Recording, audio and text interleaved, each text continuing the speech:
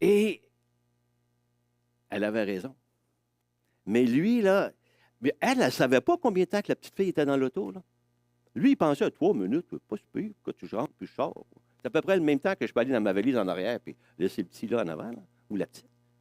Non, il s'est fait corriger.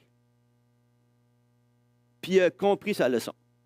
D'abord, la petite fille, il faut dire qu'elle même, la petite fille en arrière, elle ne s'est même pas réveillée. Puis deuxièmement, lui, il a compris sa leçon. Il n'a jamais fait ça de sa vie par après. Il a été corrigé. Tu sais ce que ça veut dire, ça, une correction? Parce que quand on parle de quelqu'un qui est corrigé, c'est dans quel sens? C'est pas dans le sens de corriger un examen de mathématiques. Quand tu corriges un examen, là, comme j'ai déjà fait pendant... C'est pas ça, corriger. C'est un sens, un des sens.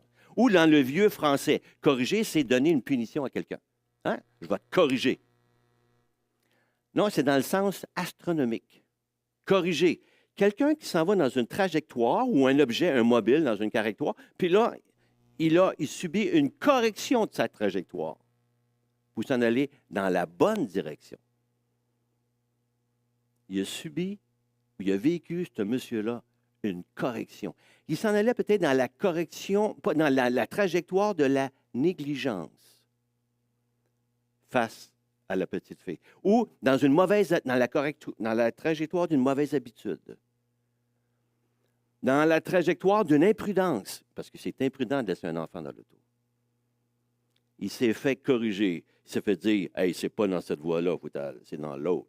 C'est sûr que ça a été fait avec sévérité, mais c'était comme ça.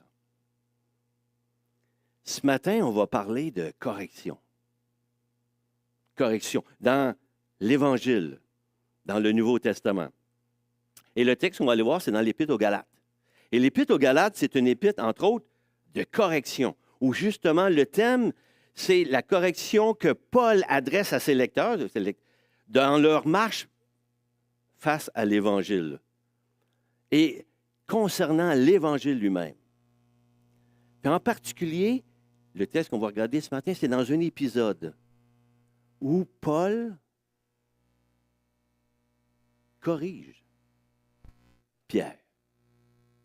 Pierre qui est peut-être sur une mauvaise voie, puis là, il se fait corriger sévèrement. Hey, c'est pas drôle, Pierre. Hein? La semaine passée, le prédicateur a parlé de Pierre. Hein?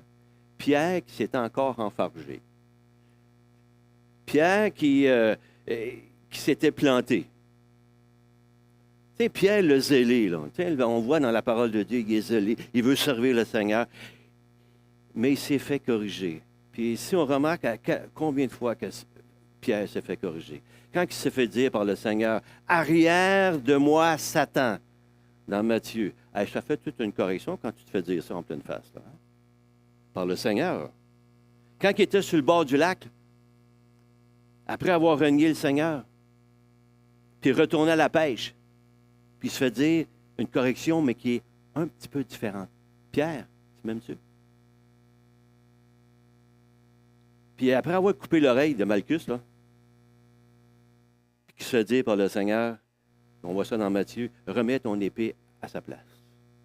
Oh. Alors ce matin, on va lire ce texte, dans l'Épître aux Galates. Un texte qui est une bonne correction. Bonne correction. Et on va voir qu'est-ce que le Seigneur peut nous apprendre, nous montrer au travers celle-ci. Alors, je vais vous inviter à regarder dans l'Épître aux Galates, au chapitre 2, à partir du verset 11. De toute façon, vous avez là. Et le texte nous dit, si je pèse-tu sur le bon bord, moi, quand je fais ça comme ça, non? Non, comment ça se fait que ça ne marche pas? C'est-tu de l'autre bord? C'est celui-là. Ah, c'est l'autre? Non. Ben, c'est ce que j'ai fait, là aussi. Ben, gars, ça ne marche pas pour toi. Elle va le soigner pour moi? Elle va le faire? Merci. Ah, OK, c'est bien. Alors, le texte nous dit, hein, il dit, mais lorsque Képhas, c'est Pierre, c'est son nom en araméen, vint à Antioche, je lui résistai en face parce qu'il était répréhensible. En effet, avant l'arrivée de quelques personnes de l'entourage de Jacques, il mangeait avec les païens, et quand elles furent venues, il s'esquiva et se tint à l'écart par crainte des circoncis. Et le texte continue au verset 13. Et il dit, avec lui, les autres Juifs usèrent aussi de dissimulation, en sorte que Barnabas même fut entraîné par leur hypocrisie. Voyant qu'ils ne marchaient pas selon la vérité de l'Évangile, je dis à Képhas en présence de tous, si toi qui es juif, tu vis à la manière des Juifs, pourquoi forces-tu les païens à judaïser?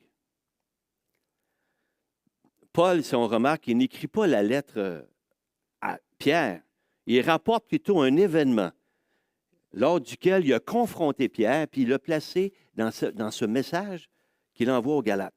Alors, pour bien saisir le sens, peut-être, pourquoi que Paul écrit ce message-là, ou cette remontrance-là, je peux dire, ou cette correction à Pierre, il faut comprendre peut-être le contexte de l'épître aux Galates. François en a glissé un mot tantôt.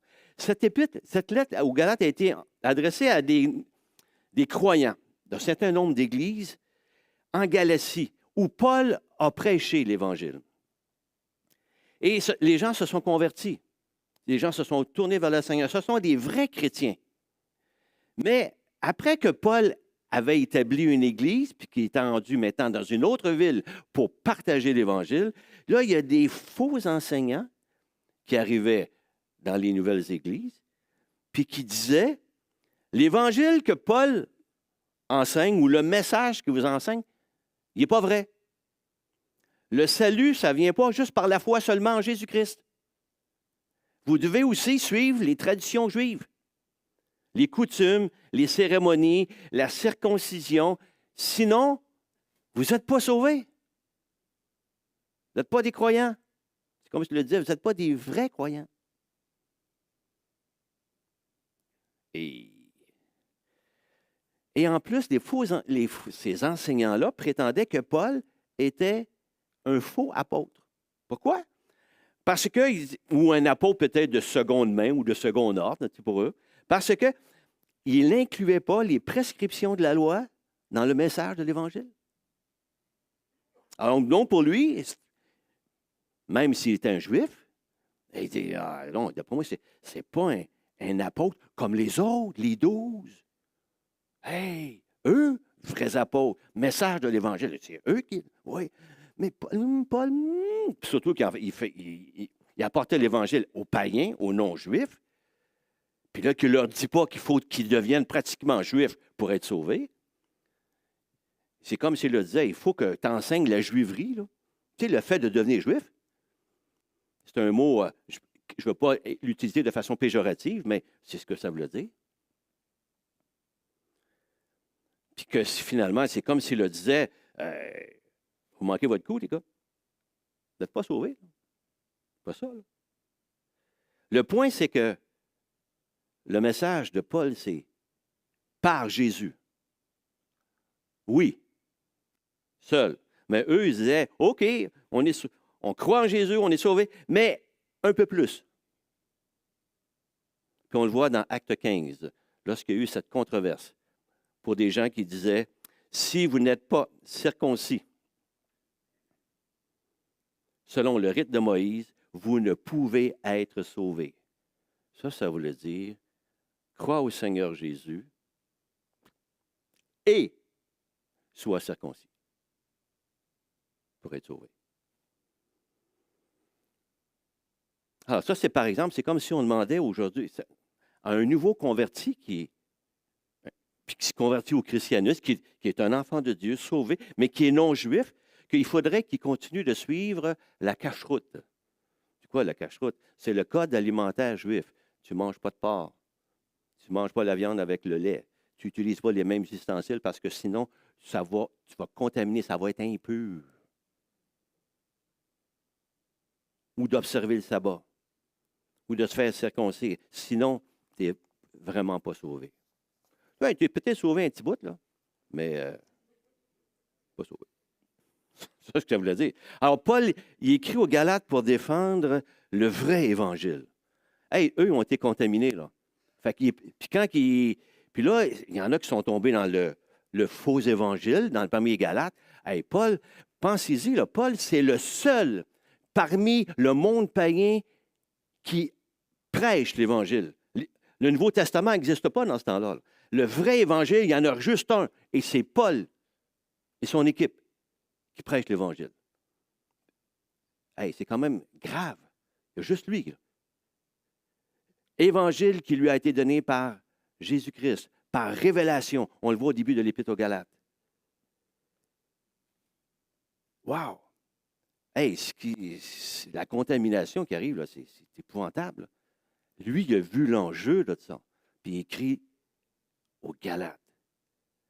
Puis la lettre, il dit, hey, commencez pas à revenir, les gars, à vos anciennes pratiques pour être sauvés. Là. Wow! C'est pas ça le message de l'Évangile. C'est ce qu'il disait dans les chapitres 3 et 4 de l'Épître aux Galates. Dans le chapitre 1 et 2, il défend entre autres son apostolat.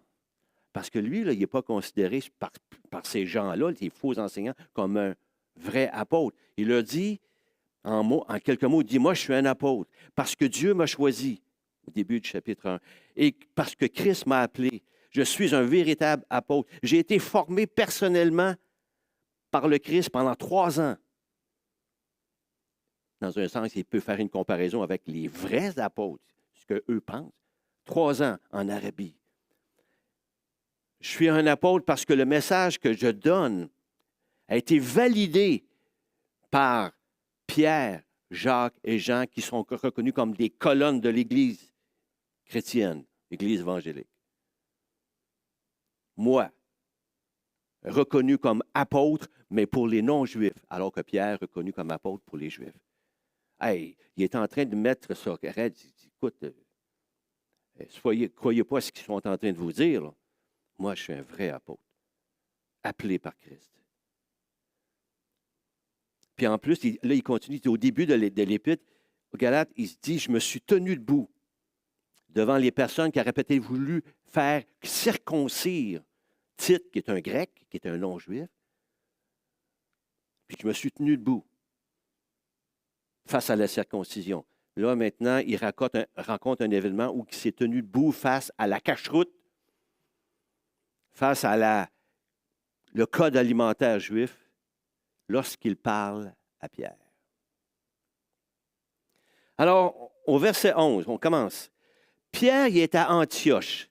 N'oubliez pas qu'Antioche, c'est la ville, l'Église qui a été fondée ou établie par Barnabas et par Paul. Paul a enseigné, et Barnabas, le vrai évangile aux chrétiens qui sont là. Il est envoyé en mission, mais c'est son Église. C'est son Église. Le vrai évangile. Et Antioche est une église modèle parce que c'est une église dans laquelle il y a des juifs puis des non-juifs et qui vivent le vrai évangile, le salut par Jésus-Christ seul. Ils sont dans les enseignements de Paul, comme il faut. Pierre est là en visite. Pierre, lui, qui a déjà été confronté par le Seigneur. Pierre qui est un juif, Pierre qui a appris qu'il ne fallait pas manger du porc, entre autres, hein?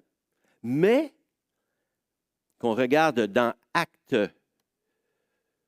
je vais juste regarder, il faut que je termine. Dans Actes 10, le texte qui est long, le texte nous dit, vous savez, leur dit-il, qu'il est défendu à un juif de se lier avec un étranger ou d'entrer chez lui. Mais Dieu m'a appris, au travers la vision, tu sais, de la fameuse nappe qui descend, qu'il n'y avait pas à juger entre les purs et les impurs. Il m'a appris à ne pas regarder aucun homme comme souillé et impur. Il manque une lettre, somme, non. Comme souillé et impur. Pierre, il a appris sa leçon. Là, il est en train de manger, là, à Antioche. Peut-être qu'il est en train de manger du porc. Il est plus scrupuleux comme c'était avant. Il a compris la leçon du Seigneur. Ces gens-là, pas parce que c'est des non-juifs, qui sont des impurs. Mais je pourrais dire des non-sauvés, parce qu'il leur manque la cacheroute dans leur vie. Là. Non. Non. Mais il mange avec eux. Il n'y a aucun problème de manger avec les non-juifs. C'est correct. Puis l'Église d'Antioche, il n'y a plus de juifs non-juifs là-dedans. C'est la première Église où on a appelé ça des chrétiens. On voit ça dans le livre des Actes. Hey! Il n'y a pas de distinction. Des chrétiens. Soit juif, non-juif, pas grave. Des chrétiens. Ben, puis là, à un moment donné, il arrive des gens de l'entourage de Jacques. Ça ne veut pas dire que Jacques les a envoyés. Mais il arrive là, des personnes qui sont ce qu'on pourrait appeler du parti de la circoncision. Eux, ils prônent. Il faut que tu sois circoncis pour être sauvé. Hey. Ils ne sont pas nécessairement envoyés par Jacques. Peut-être que, mais pour eux, c'est qu'il faut t'appliquer la loi de Moïse dans ta vie. Est-ce qu'eux, ils voulaient imposer la juiverie, je pourrais dire, aux chrétiens? Je te dirais peut-être, oui, sûrement. Est-ce qu'ils considéraient les non-chrétiens, les non-juifs, comme des croyants, mais de seconde zone, comme ils ont fait avec Paul, des impurs? Parce qu'ils mangent du porc. Donc, ils ne sont peut-être pas aussi saints que les autres. Parce qu'ils n'observent pas la cacheroute, le code alimentaire. Cacheroute, vous savez qu'il y a le mot cachère. Hein? Quand on mange cachère, c'est un mot que vous avez peut-être déjà entendu. Le mot cacheroute, c'est le nom hébreu pour le code alimentaire juif. Et là, Pierre, quand il les voit arriver, il s'esquive. S'esquive, c'est le sens du mot, c'est il s'en va en douce. Sauve. Oh. Question, pourquoi Pierre a peur d'eux autres? Une peur qui est bien humaine. Pierre, c'est un des leaders des apôtres parmi les Juifs. Puis là, s'il se trouvait en train de faire quelque chose qu'il pensait être mal, il dit, je vais être discrédité. Ça peut être sa pensée. Hey, Pierre, là, il a prêché le vrai évangile. En Acte 2, 5000 personnes.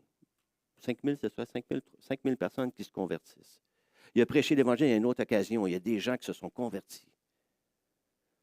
Il y a, après la vision de la nappe, il a été chez les non-juifs, alors qu'il était vraiment réticent à ça. Et il a prêché l'Évangile, dans un sens, au travers de l'effusion de l'Esprit, à des non-juifs qui se sont convertis. Donc, Pierre, il sait que l'enseignement des judaïsants est un faux évangile. Il le sait. Que leur enseignement n'est pas vrai. Mais là, sans dire un mot, sans s'objecter, il s'esquive. Il n'a pas dit un mot. Mais il y en a un qui a dit un mot quelque part, qui est rapporté. Et c'est Paul. Parce que Pierre, lorsqu'il s'esquive, il est en train d'envoyer le message qui est identique à ceux pour lesquels il a peur au niveau de sa réputation. Le message du salut par la foi et par les œuvres. Donc Pierre, il le sait, le vrai évangile, il y croit, mais son comportement, là, est dans le sens contraire de ce qu'il croit. Son comportement, il n'est pas en harmonie avec sa conviction. Il manque de cohérence. Et le texte nous dit, pourquoi que Pierre agit comme ça? Le texte nous dit, parce qu'il craint les hommes. Pierre ne craint pas la persécution. Même dans Acte 4, Pierre il a été persécuté et a été mis en prison. Ensuite, il y a eu une autre persécution à son endroit et il était content et rendrait gloire à Dieu d'être persécuté. Il n'a pas peur des hommes. Mais comment ça fait que le texte nous dit il a peur des hommes? On peut comprendre au travers ce que Paul écrit au début de l'Épître aux Galates, au chapitre 1, verset 10. Il dit, est-ce la faveur des hommes que je désire ou celle de Dieu? Est-ce que je cherche à plaire aux hommes? Si je plaisais aux hommes, je ne serais pas serviteur de Christ.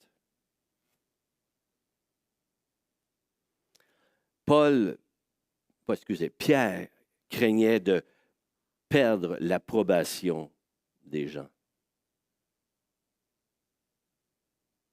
des Juifs.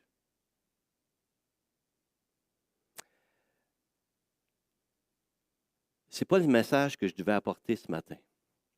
Moi, ce message-là, je le prépare depuis un mois. Et je devais prêcher, j'avais prévu prêcher sur l'Apocalypse. Et le Seigneur m'a corrigé. Quand j'ai lu juste un petit bout de ce passage de ce matin, tu sais, comme un verset qui te flash en pleine face, là. Je dis, wow, Seigneur, c'est ça, il faut que je prêche. OK. Toi, tu sais pourquoi, moi, je ne sais pas, mais toi, tu sais. Puis là, j'ai étudié le texte, étudié pour se préparer. Et là, je me suis fait rentrer dedans. Ouais. Plus je regardais Pierre, plus j'y ressemblais. Plus je sentais, puis je voyais la correction de Dieu dans ma vie. Puis là, je ne vous raconte pas une joke, là. Là, j'avais des images. Quand j'étais en prière devant Saint, j'avais des images, des nombreuses fois où je n'ai pas pris position pour l'Évangile. J'y croyais, mais je n'ai pas pris position. J'avais peur. Peur d'être rejeté. Peur que ça fasse mal si je suis confronté. Peur qu'on me néglige. Peur de perdre. Il me montrait mes peurs. Mes peurs.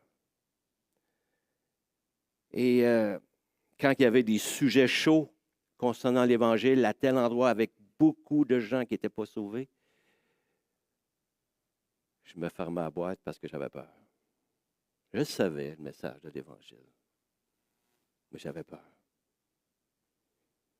Puis pendant ce temps-là, de ce mois où que j'étudiais le texte, puis ça me rentrait dedans, là, je disais, oh. Le Seigneur me reprenait, mais avec amour. Je n'ai pas perdu mon salut, moi, là. Je suis aimé de Dieu parfaitement, tout le temps. Même si les gens me rejettent, Dieu ne me rejette pas. Moi, je suis sauvé.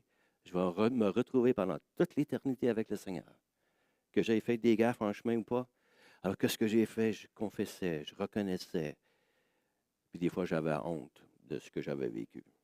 Mais le Seigneur me regardait avec ce beau sourire. Il dit, je le sais. Mais la correction, c'est une correction d'amour. J'étais sur une mauvaise trajectoire. La trajectoire du paraître. La trajectoire de l'approbation des hommes. C'était pas celle-là, semble-t-il. Alors, je nous pose des questions que je me suis posées. Pourquoi sommes-nous si sensibles à la réaction des autres à notre égard? Hein? Pourquoi qu'on est si inquiet de ce que les gens peuvent dire de moi, de ce qu'ils nous jugent, de ce qu'ils m'évaluent? Pourquoi qu'à l'école, je fais comme les autres? Même si je sais que ce n'est pas correct, mais je fais pareil comme les autres parce que j'ai peur d'être rejeté ou d'être intimidé.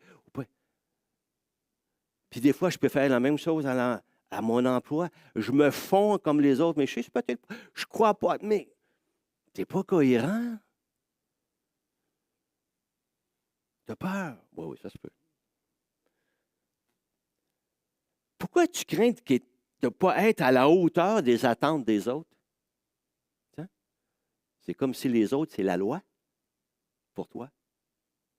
Pourquoi le jugement des autres, ça façonne ta vie?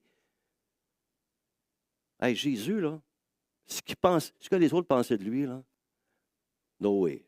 Ça ne le dérangeait pas. Il y a des textes qui le rappellent. Il s'est même fait traiter de fou, Jésus. Là. On le voit dans l'Évangile de Jean. Là. J'aime pas ça me faire dire que j'ai tort. Parce que je me faisais corriger, moi, là. J'aime pas ça me faire dire que j'ai tort, que j'ai manqué mon coup, que je suis pas sur la bonne traque. Est-ce que vous êtes à l'aise quand on vous dit ça, les gars? Tu t'es trompé? Hein? Les quatre mots les plus difficiles à prononcer pour tout être humain, c'est « je me suis trompé ». Tu es capable de dire ça, là? Puis tu te sentir bien? Parce que peut-être que tu as peur de ce que les autres vont dire. Hey, du jugement des autres. Je crains de confesser mes péchés aux autres, comme on voit dans Jacques 5. Qu'est-ce que les autres vont penser de moi? Je crains de révéler qui je suis vraiment. Est-ce que ça veut dire que ton enseigne est plus grand que ton magasin?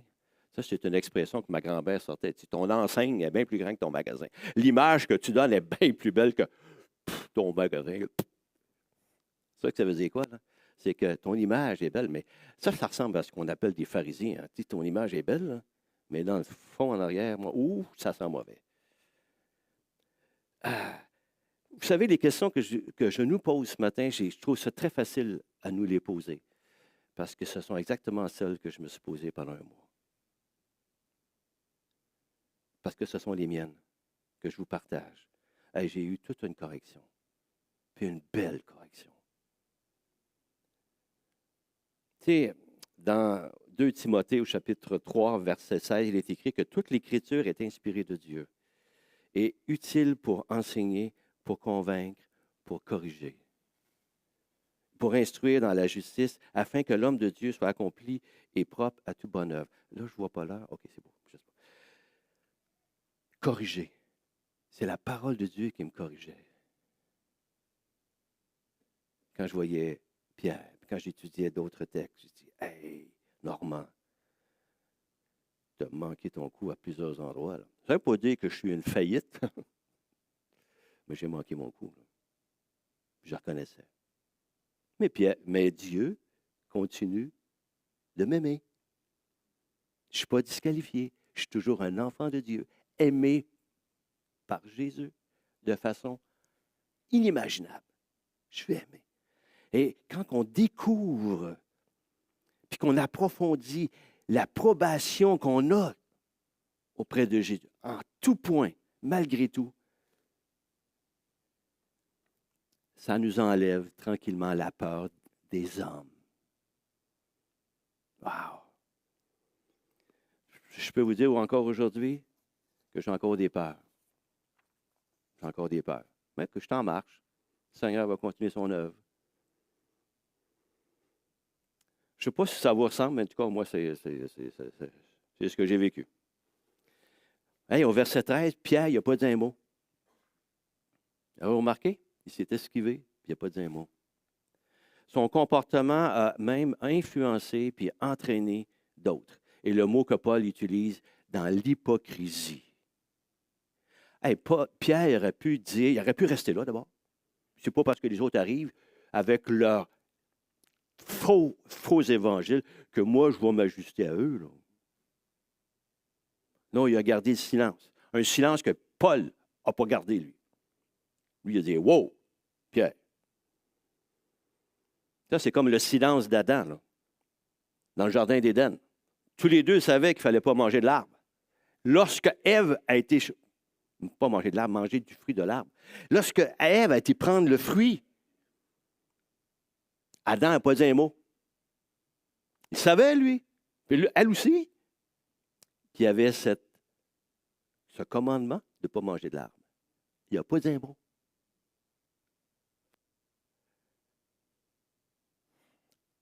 Elle a pris du fruit et ensuite, elle lui a donné. Adam, tu le savais, là? C'est la même chose pour Pierre. Tu savais. Alors, combien de fois qu'on garde le silence? Alors qu'on devrait, pour la vérité de l'Évangile, ouvrir la bouche, puis de le dire. Non. Et ça peut être même à un frère qui a tendance à être un imposeur de loi à un croyant. Et il faut que tu sois un bon chrétien. Et faut pas que tu boives de l'alcool. Hey, attends une minute, là. Donc, ça veut dire que je suis sauvé si je crois au Seigneur Jésus et je ne prends pas d'alcool. Ça ne veut pas dire qu'il faut prendre de l'alcool dans ce que je vous dis, là. Hein? C'est pas ça que je vous dis. Là, c'est comme si, tu sais, il y en a qui pensent comme ça, là. Ah, il y en a qui en prennent, mais il y en a qui n'en prennent pas de problème. Tu n'es pas plus sauvé, moins sauvé que les cas. C'est la même chose pour un juif. Si un juif, il se convertit, puis il devient juif, puis il veut continuer à suivre la cache-route, il peut bien la suivre s'il veut. Là. S'il suit la cache-route, il ne sera pas plus sauvé, puis s'il ne la suit pas, il ne sera pas moins sauvé.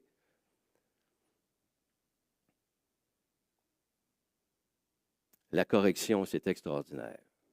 C'est ce que j'ai vécu, puis c'est ce que le Seigneur, des fois, nous amène à vivre. Et c'est ce que Pierre a vécu. On ne sait pas si Pierre s'est repenti de ce qu'il a fait, non. Mais on peut se poser la question, est-ce que nous, on a peur de corriger l'autre? Pierre, surtout s'il est sur une mauvaise voie, comme Pierre pouvait l'être et corrigé par Paul. D'oser dire à l'autre avec amour la vérité. Mon frère, ma soeur, là, es-tu sur la voie du commérage? C'est pas la voie de l'Évangile, ça. Es-tu sur la voie du jugement pour les autres? Ah, c'est pas la voie de l'Évangile, ça. La voie de l'Évangile, c'est aimer. Ah. Mais le frère ou la sœur, est-ce que tu peux l'avertir? Avec amour, l'amener à faire une correction. Puis on voit au verset 14 que Paul, il est vraiment furieux. Tu vois que.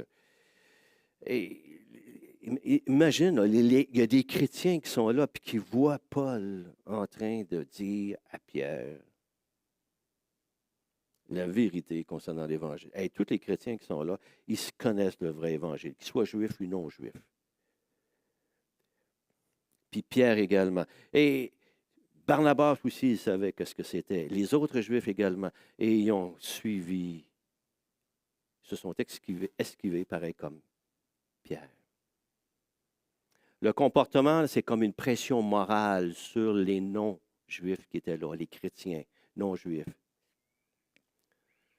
Une pression morale. Paul dit, c'est pas la vérité de l'Évangile. Parce qu'en fait, il n'y a qu'un seul Évangile. Sauvé par Jésus seul. Et c'est pour ça qu'il continue dans le même texte dans Galates, là où il parle de ce qu'est le vrai Évangile. Et le texte, on va en partir du verset 15, je vais lire, il dit, nous sommes juifs de naissance et non pécheurs d'entre les païens. Néanmoins, sachant que ce n'est pas par les œuvres de la loi que l'homme est justifié, mais par la foi en Jésus-Christ, nous aussi, nous avons cru en Jésus-Christ. Afin, nous, là, ça inclut bien du monde, ça. Paul, Pierre, Barnabas, les autres Juifs, tous ceux qui étaient là. Nous aussi, nous avons cru en Jésus-Christ afin d'être justifiés par la foi en Christ et non par les œuvres de la loi. Parce que personne ne sera justifié par les œuvres de la loi.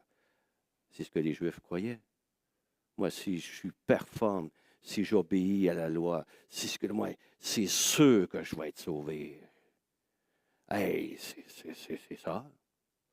Mais eux, ils rajoutaient, ben oui, OK, sauvé par Jésus, mais il faut que tu fasses la loi.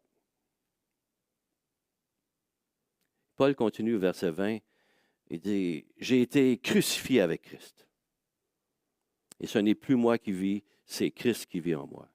Si je vis maintenant dans la chair, je vis dans la foi au Fils de Dieu qui m'a aimé et qui s'est livré lui-même pour moi. Oui, Amen. Ce verset, c'est l'identité de ce qu'est un chrétien. Crucifié avec Christ. C'est plus moi qui vis, c'est Christ qui vit en moi. C'est ça mon identité. C'est ça notre identité. Je vis maintenant, je vis dans la chair, vrai, oui, jusqu'à ce que le Seigneur vienne nous chercher. Mais je vis dans la foi au Fils de Dieu qui m'a aimé, et je pourrais dire, qui m'aime encore et qui va m'aimer toujours, et qui s'est livré lui-même pour moi. Ça, c'est mon identité.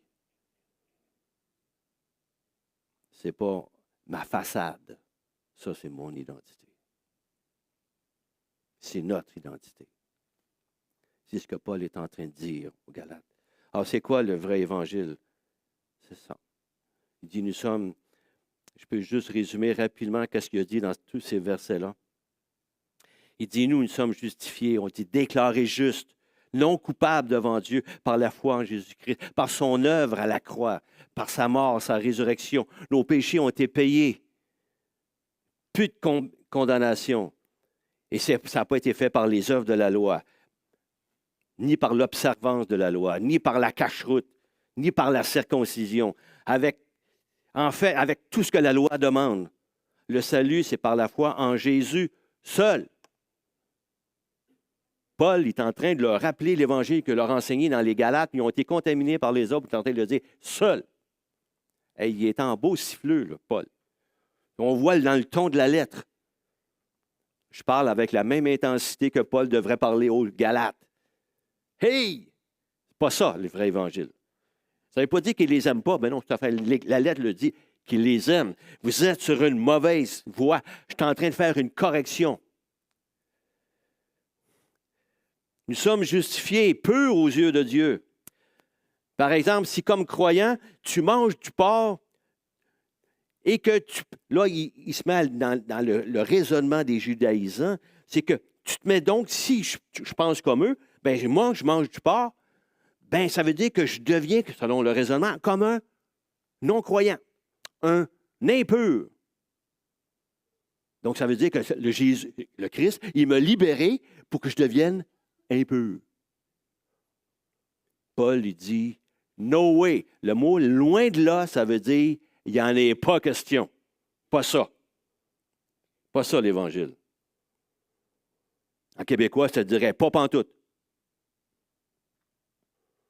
En remenant le salut par la loi, vous reconstruisez ce qui a été autrefois détruit par l'Évangile de la grâce.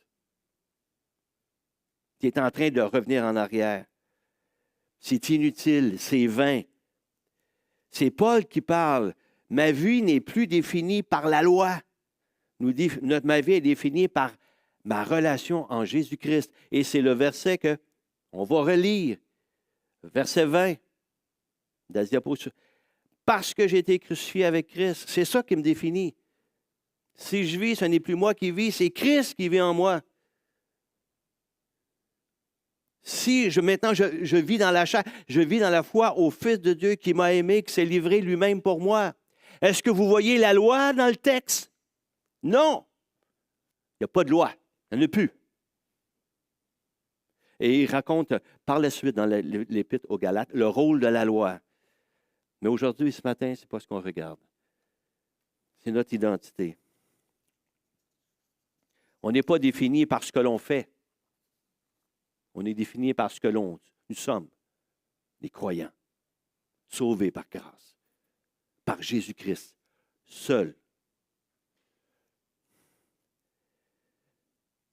Si le salut s'obtenait ou s'obtient par les œuvres, par mes accomplissements, par mon groupe ethnique, parce que je suis juif, ou par mes performances, par mes efforts, par ma bonne moralité, par ma belle piété, par des sacrifices, c'est plus une grâce.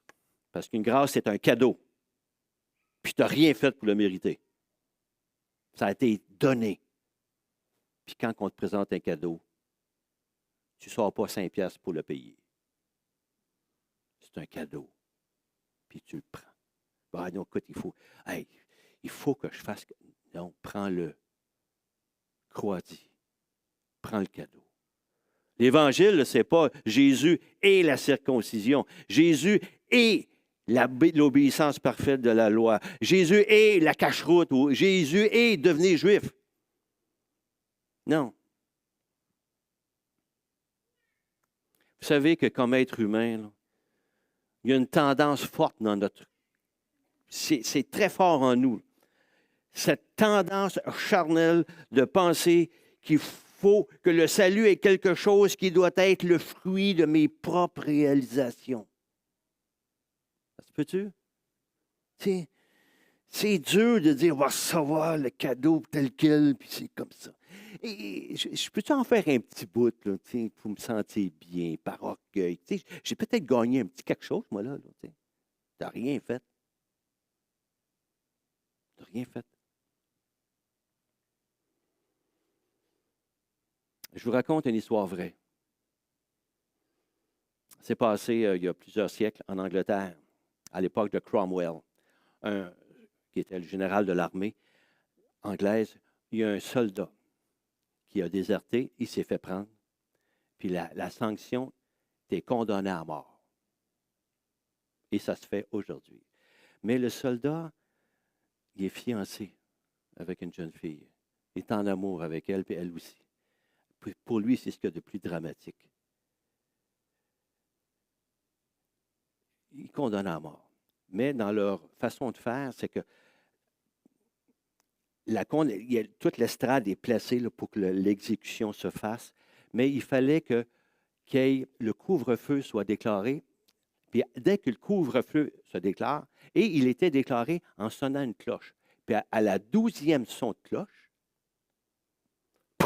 l'exécution se passait. Puis c'était le bedeau qui tirait la corde, la cloche pour la faire sonner. Là, il y avait des consignes. Mais le bedeau, il est sourd. Fait que lui, tout ce qu'il sait, que je tire la corde pendant 12 fois, puis à la 12e, je suis fait de valeur. Le jeune homme, il est exécuté. Mais sa fiancée, elle a déjà imploré la grâce auprès du général Cromwell. Et ça lui a été refusé. Lors de l'exécution, en courant à cachette, elle monte dans le clocher. Puis elle s'accroche après le grelot de la cloche. Puis là, le bedeau, il sonne la cloche. Pas de son. Il ne sait pas, lui. Mais les autres non plus. Après 12 fois, elle se fait brosser. Là, en bas, là, Cromwell, tous les gens, le bourreau, ils n'ont pas entendu la cloche. Parce que selon les règles, au 2e coup de cloche, au 12e coup, on l'exécute. Pow! Là, il se pense, qu'est-ce qui se passe? D'un coup, il voit y arriver la jeune dame, la fiancée, toute ensanglantée. Puis qui se place à genoux devant Cromwell et qui implore la grâce du général. Le général était touché par le sacrifice de la fiancée. Puis il a fait grâce au jeune homme. Ça ne vous rappelle pas une histoire, ça? Quelqu'un qui se sacrifie et qui donne son sang pour un condamné à mort. Le point de mon histoire, c'est que si vous remarquez, le condamné à mort, il n'a rien fait. Il n'a absolument rien fait. Il est gracié, sauvé, mais il n'a absolument rien fait. Vous avez remarqué ça? Il n'a absolument rien fait. Il sort de là, gracié. Ayant eu la grâce du général selon le sacrifice de sa fiancée. J'espère qu'il a remercié sa fiancée. J'espère qu'il a été reconnaissant toute sa vie pour sa fiancée. Qu'il aimait suffisamment pour se tenir autour du grelot de la cloche. L'Évangile, c'est rien à faire. L'Évangile, c'est Jésus. Rien de plus. Et rien d'autre. Prions. Seigneur, on veut te rendre grâce pour ce temps, ce matin, au travers de ta parole. Seigneur, oui, ta parole est une parole qui nous corrige, mais qui nous amène sur la bonne voie. La voie du vrai évangile. La voie qui pointe vers ton sacrifice parfait et suffisant pour chacun d'entre nous. Ce matin, Seigneur, peut-être que tu m'as parlé. Seigneur, comme tu parles à chacun d'entre nous à l'occasion, dans le secret de nos cœurs. Peut-être qu'en entendant ta parole ce matin, il y a des choses que tu es en train de me dire.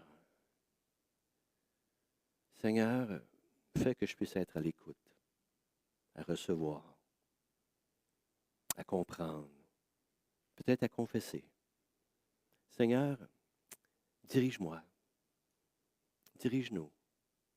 Et que l'on puisse voir au travers de ce texte, et ce que Seigneur, je veux t'apporter, c'est ton sacrifice qui a été tellement merveilleux, tellement grand. Et je veux t'adorer comme étant celui qui a tout fait, tout accompli pour moi. Merci Seigneur Jésus. Merci pour ta gloire, Père, que je t'ai prié. Amen. Je pense qu'à ce moment-ci, on aurait... Okay. Je vais juste vous donner peut-être une autre histoire rapidement. C'est un monsieur, c'est un Quaker, avant que je vous invite à vous dire peut-être à partager ce que le Seigneur vous a mis à cœur. C'est un Quaker, un pasteur qui, à un moment donné, il attend pour prendre le train. Il arrive à la gare pour prendre le train. Et il arrive à la gare, puis le train est déjà parti. Fait qu'il s'informe, il dit, hey, j'ai manqué mon train. Oui, le train n'est pas. Mais là, il dit, c'est épouvantable, j'ai manqué mon train. Mais là, à un moment donné, quelques minutes après, il y a quelqu'un qui arrive, un télégraphe, puis il dit, hey, on vient d'apprendre que le train a eu un accident, puis il y a plusieurs morts. Mais le pasteur, dans son histoire, il dit, je suis arrivé en retard, j'ai manqué le train, parce qu'en m'en venant, j'ai eu cette parole de Dieu dans mon vie, qui me disait de ne pas prendre le train. Puis j'ai obéi, puis je n'ai pas pris le train. Sa leçon à lui, c'est que je dois obéir à ce que Dieu me dit. Je dois obéir. Quand Dieu me parle, j'obéis. Et c'est quand il raconte cette histoire-là, ce pasteur-là, c'est ce qu'il donne comme leçon. Quand Dieu te parle, obéis. Bon, alors, au travers de ce que l'on a vécu ce matin, ce que l'on a entendu, parce que là, c'est moi qui fais le président, là, actuellement. Là. Y a-t-il quelque chose que le Seigneur vous montre? Peut-être que ça peut être une action de grâce. Ce n'est pas nécessairement une confession. Vous dites, écoute, il faut que j'aille en avant puis que je confesse. Parce que de toute façon, en général, on n'aime pas ça confesser. Vous avez remarqué ça? Surtout pas devant les autres. Hein? Notre image. Moi, je me suis fait reprendre là-dessus par le Seigneur. Ça faisait longtemps que je ne confessais pas devant les autres.